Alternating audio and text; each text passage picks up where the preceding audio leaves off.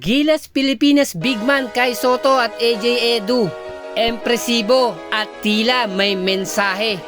At itong import na si Jack Cooley, hindi na naulit yung pambubuli at walang nagawa kay Kai Sotto.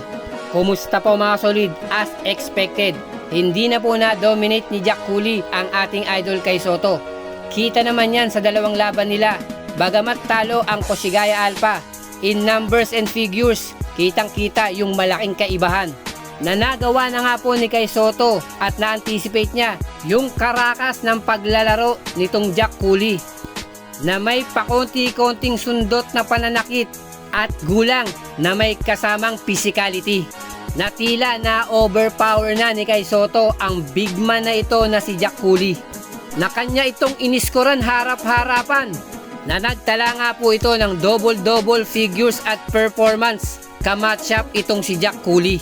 At muli niyang pinatikim ito ng kanyang malutong na supalpal. At mukhang nahirapan. Hindi lang po si Jack Cooley, ganun din yung mga import ng Ryukyu Golden Kings kay Kai Sotto.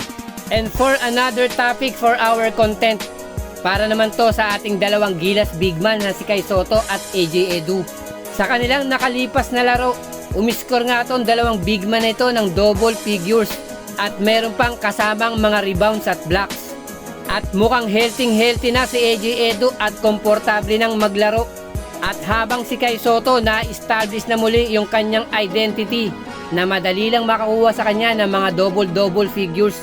Na ito po ay magandang pangitain para sa ating Gilas Pilipinas team at ganun din kay Coach Tim Cone.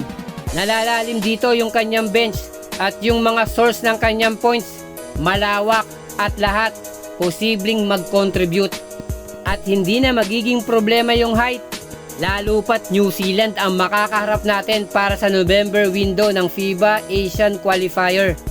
Na sobrang exciting to, na ito sigurado may laban tayo kontra sa mga tall blocks ng New Zealand. Kung talento lang ng mga bigman ang pag-uusapan at tulong na rin ng mga point guards at guards at yung naitala pa nating panalo kontra Latvia na pinahirapan natin ng Georgia at Brazil na kulang-kulang pa ang Gilas Pilipinas noon. Pero ngayon, kompletos rekado na. Siguradong nakakatakot. Maraming salamat po and God bless.